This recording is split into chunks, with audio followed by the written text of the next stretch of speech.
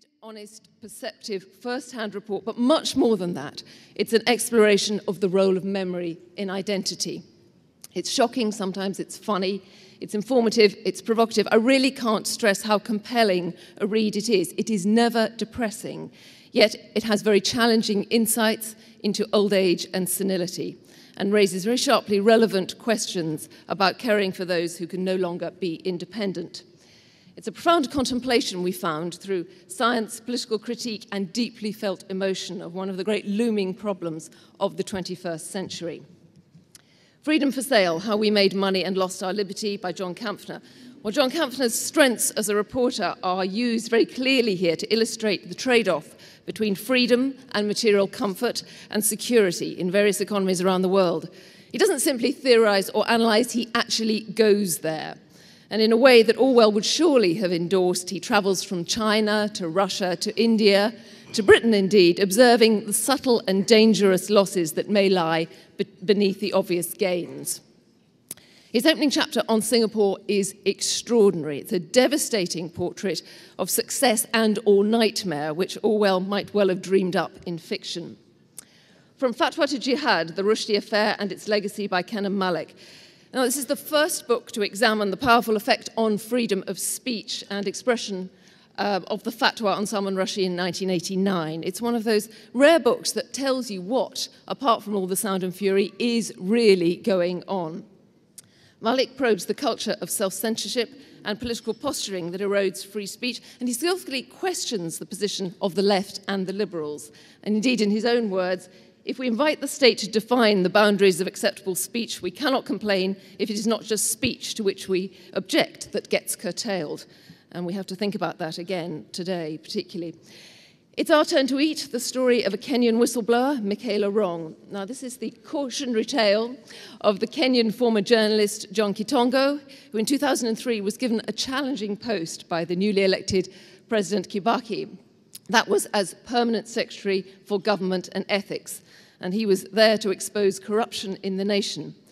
Well, the reporting in this book is meticulous and very, very lively indeed, as Kitongo's friend, Michaela Wrong, gives the story both intimate and involving detail, but she never loses her critical perspective.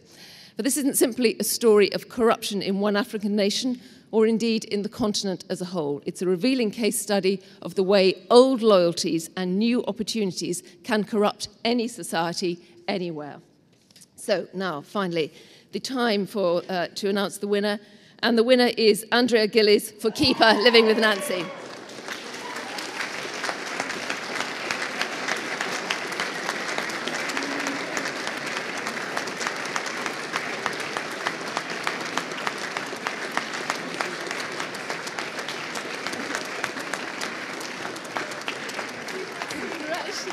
Are you surprised? Oh, thank you. Thank you. Thank you very much. Gosh. Sorry, it's a written speech because, like all writers, I'm very bad at talking. I'm very, very surprised. I was so sure in my household I wouldn't win this that we'd called it the Orwell Prize. It's such a strong and interesting shortlist. I'm already reading the Turkish book and I'm about to pile the rest of them up on the night table.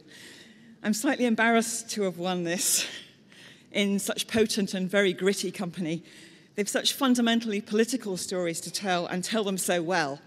And my book is political in only a very oblique sense. Keeper is about dementia. And about 2 years I spent as a carer of my mother-in-law who has Alzheimer's.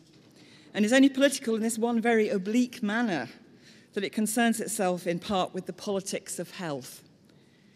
We have to face the fact that there's a tsunami of dementia coming our way. The figures are near doubling every 20 years, and by 2050, there will be about 115 million people in the world with dementia of some kind. It continues to shock me that we treat this illness as an integral part of getting old, and thus something we can shelve or put out of our minds, and that the official governmental approach is to regard its care as social care, something optional and also for the ill person and their families also ruinously expensive. Observing how sufferers are from the very first invoiced for being terminally ill watching frugal elderly people have to pay out almost every last scrimped and saved penny, even sell their houses to pay for medical care. That's been illuminating and absolutely scandalizing. When it comes right down to it, there's nothing more fundamental than the politics of health. Thank you so much to the judges and the organisers. I'm thrilled to have won this. I must just thank my publisher, Short Books, who were very small and who stepped in with an offer when many much bigger, much more established publishers had declared Keeper interesting, but just not interesting enough. Thank you too to my agent, Judith Murray, who is a marvel in so many ways. She's in New York tonight and couldn't be here. But thank you most of all to my husband, Callum, who's here and never gets enough credit for my being able to live this precarious writing life. Thank you.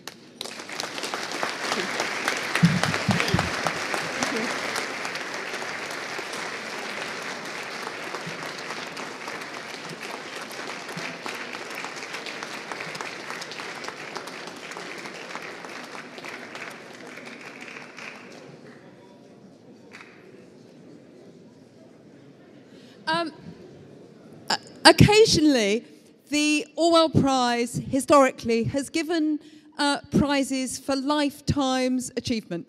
And I didn't decide this, but I'm doing it. And we are extremely excited. Sometimes you get somebody submit something, but actually, that one thing doesn't matter. And tonight, we're giving a prize to somebody whose documentaries you have been informed by, you have been taken to the Enlightenment, where things are tested by the scrupulous use of the interview.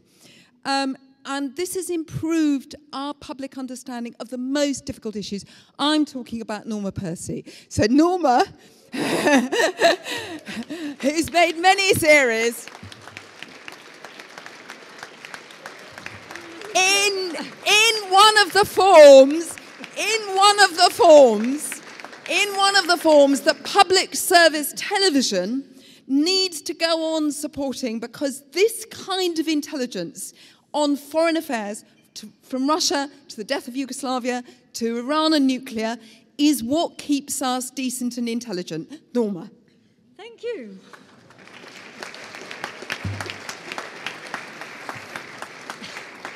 I am completely and utterly flabbergasted. And I don't have an Orwell story, although Homage to Catalonia is about the first real book I've read. But I do have a Bernard Crick story. I mean, he really gave me my start. My first job was with John McIntosh, his fellow editor of Political Quarterly, and Bernard fixed up the 3-year Social Science Research Council grant to pay me. And then when the grant ran out, he got me another, even rather more boring job in the House of Commons.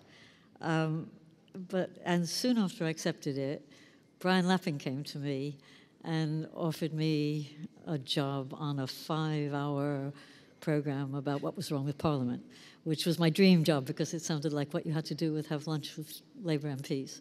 And I really wanted to accept it more than anything, but I promised Bernard. And I had many sleepless nights.